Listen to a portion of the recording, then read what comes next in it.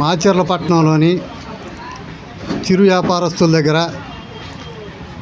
మరి కొన్ని వస్తువులు కొనటం వలన నటరాజ కంపెనీ అనే ఈ డ్రై ఫ్రూట్స్ ఈ నెల 11, 12 తారీఖుల్లో కొనటం జరిగింది.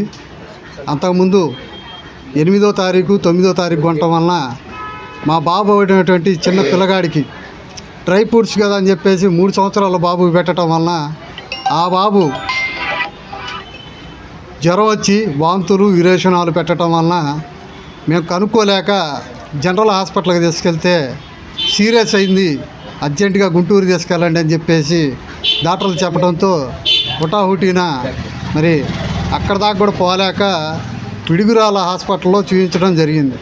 అంటే అక్కడికి వెళ్ళిన తర్వాత బాబు ఏం తిన్నాడు ఏంది అని అడిగితే వాల్నట్స్ పెట్టాం సార్, ఉదయం సాయంత్రానికి జ్వరం వచ్చిందని. అంటే అవి ఎట్లా ఉన్నాయి ఏంది ఒకసారి మీరు తిని చూసారా అని మమ్మల్ని అడగటంతో మేము ఇంటికి వచ్చి ఆ వాల్నట్స్ని తినటం వల్ల ఈ చేదు వచ్చి వాటిల్లో పురుగులు చేదు రావటం, అవి రావటం వల్ల మేము కనుక్కోలేక బాబు పెట్టడం వల్ల హాస్పిటల్ తీసుకెళ్ళాం.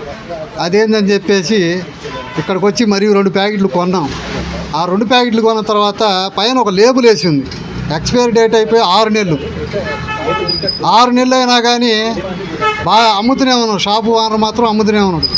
ఇదేందని చెప్పి పై లేబుల్ చూస్తే ఇంకా దీనికి టైం ఉందంట.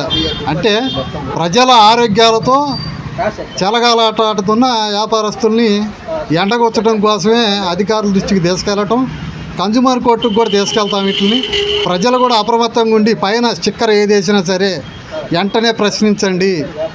ప్రజలు పసిపిల్లలు తెలియక డ్రై ఫ్రూట్స్ మనం పెట్టడం వలన వాళ్ళ ఆరోగ్యాలు చెడిపోతాయి.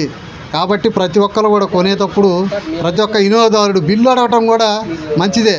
బిల్లు కనుక ఇవ్వని పక్షంలో ఇక ఇప్పుడు అధికారులు చెప్తున్నారు బిల్లు ఇవ్వకపోతే మాకు ఫోన్లు చేయండి అంటారు. కాబట్టి ఆ ఫోన్ నెంబర్లు కూడా తీసుకొని ఎవరైతే అధికారులు ఉన్నారో వాళ్ళు కూడా షాపుల ముందు ఈ కన్జ్యూమర్ మాత్రం కంపల్సరీగా బిల్లులు అడిగినట్లయితే వాళ్ళ బతుకులు వాళ్ళ బండారాలు బయటపడతాయని చెప్పేసి తెలియజేస్తూ దయచేసి కొనేటప్పుడు ప్రతి ఒక్కరు కూడా ఎక్స్పైరీ డేట్లు చూసుకోవాల్సిందిగా కోరుతున్నాం. Thank you.